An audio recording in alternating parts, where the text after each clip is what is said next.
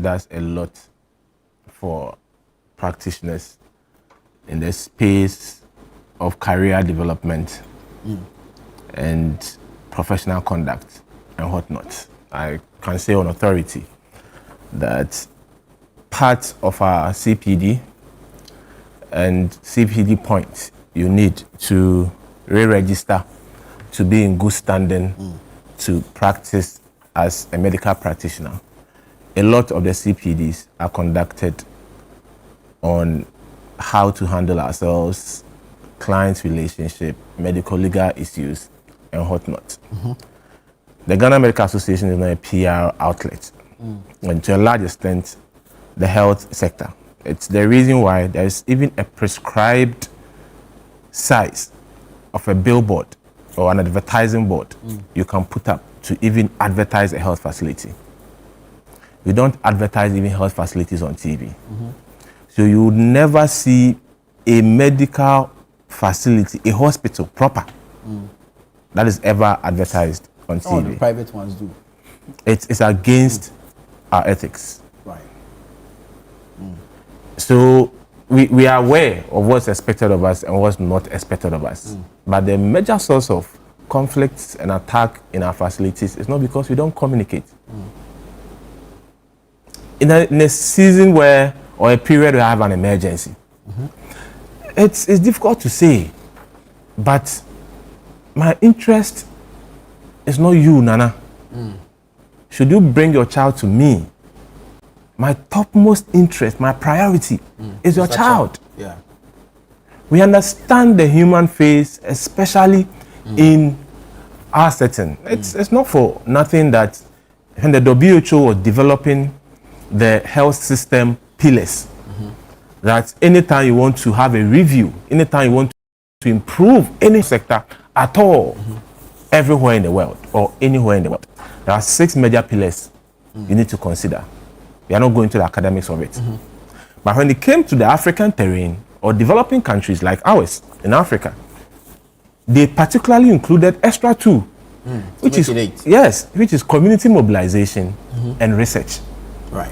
They know the cultural architecture of places like Africa, and the fact that the sense of community and family is strongly instituted in our part of the world. So yes, along the line, the meaning of antenatal was even revised to say that it doesn't just include having a healthy baby and a healthy mother, but a family, a happy family as well. So we take into cognizance the role of loved ones, the role of families, the role of friends when they bring a loved one to the facility. But at the time of emergency, if you go to the hospital, for example, a doctor is setting an IV line on your child, they ask you to walk out, isn't it? Yeah. There's a reason for it. We are not a PR outlet. Our job is not necessarily to advertise ourselves, come to the public to tell what we do and what we do not do and what we need and what we do not need. There's a channel of communication. The GMA does a lot of advocacy for what is needed to make the work smooth for everyone.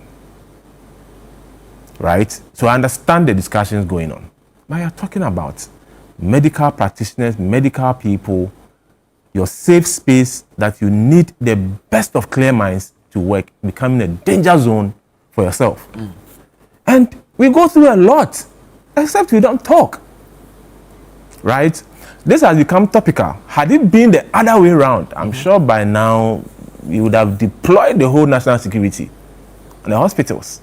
With the recent brouhaha at the Tamale Teaching Hospital, when there was a perceived, inertia on the side of health practitioners, we had a minister and another minister going there vehemently, verbally, sort of apportioning blame to the head of the facility and the doctors, which angered a lot of medical practitioners. And that anger is still there.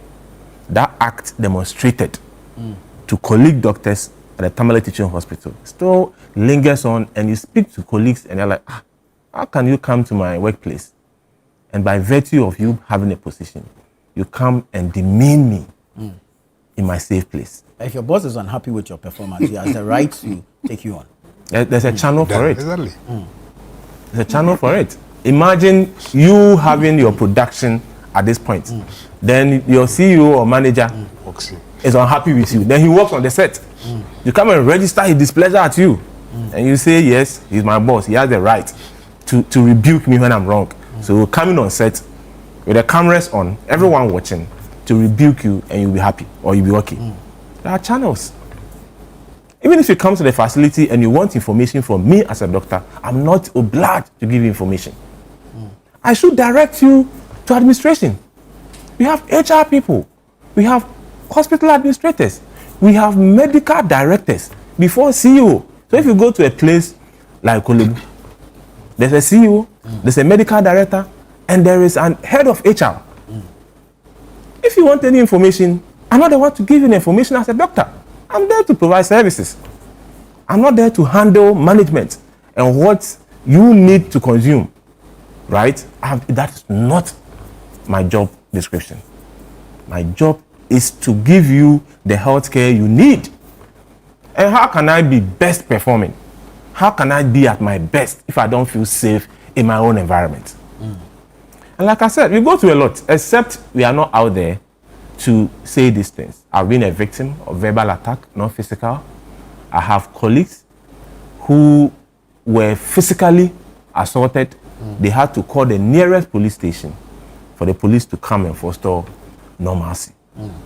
And these are everyday crimes that are perpetrated against us, yet we keep quiet about it. But we doctors and nurses do a lot. We go beyond our pay grade. We go beyond even our job descriptions to do a lot. Doctors are always, collecting money from each other to provide medication for patients, especially those in the pediatric unit. Imagine a mother comes and there's no money, and drug A or drug B can help solve a situation, and there's no money. You think doctors will watch you? When I was doing my house job at Kolebu, the cancer unit, right, at the pediatric unit, our senior doctors, they will always gather us to contribute something to support the care of our patients. There are some that need certain investigations to be done before we can even give certain medications. Without that investigation, to know the state of some of their organs or systems, it will be difficult to administer certain medication. And if the mother says there's no money, would you watch the child to perish? We contribute a lot. We give them support financially to cater for themselves. So nurses, doctors, midwives are actually doing more. But isn't that why there is the need for this advocacy for an improved system? So you do not get carried The advocacy is ongoing, but GMA will not come and announce it and tell you that we've written to Director General at the Ministry of Health that facility A, facility B lacks ABC.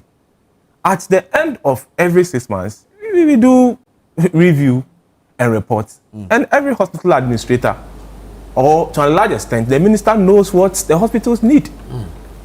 There are reviews upon reviews done every year. You understand? Yeah. Let's condemn the act again. Under no circumstance should your workplace become a danger zone for you. And what we seem not to understand is that my state of mind is very critical. There are conditions that it will be very difficult to tell, upon first-hand information, what actually is the cause. And you need to do a lot of brainstorming. So sometimes you do symptomatic management to relieve the patient of his or her immediate symptoms. And when the patient is stable, before you go the next step, to properly delve into the issue, to get exactly what the condition is, then proper management. So we need sound minds to think. If that nurse or doctor at the emergency had to be in theater, and he or she is that much traumatized, and they happen to be the only cohort present at the time per their schedule, and they need to go and perform surgeries on other patients, and it's an emergency, what will happen? So that single act is not just to protest to show that my person that I brought is not receiving the best of care, in my opinion, but it has endangered other patients as well. So we need to be very circumspect in what we do. It happens to be my ministry, so to speak. Yeah. So I'll put politics aside and just speak to issues and say what would at least rather help the situation at this stage, you know, because it's already a spilled milk. And we need to have crisis management and how to communicate during crisis. So politics aside, people might not be happy with me that I'm here and perhaps not doing the politics I have to do, but when it comes to healthcare, there's no politics. Very well. And we need to speak to issues as they are. The actions are condemnable. If the sector minister was seen in any position that discouraged others and people are speaking to it, let's accept criticisms. You know, you're seeing the old trust in the yeah. Right? So if the sector minister was seen in any posturing or position at all with the person others believed to have been a perpetrator of the act, and it doesn't really, you know, give people the confidence that the ministry or the sector minister will do what is required and will help the process for justice to be meted out to the people involved. I mean, I think we should accept criticisms and rather say that, oh, next time we would watch our conduct in public. But of course, the minister cannot also go and vent publicly on the person we perceive to have committed that act. But we should be open to criticism and accept criticisms. No one is against anyone. If your modus operandi is to, send cameras after you to everywhere you go and show people that you are working, that is fair. There are people who believe in let your work speak for you instead of announcing your work. So we need to be open, especially as public people. We need to be open to accept criticisms and, check our conduct, revise our conduct to see where we fell short and where we can master our game.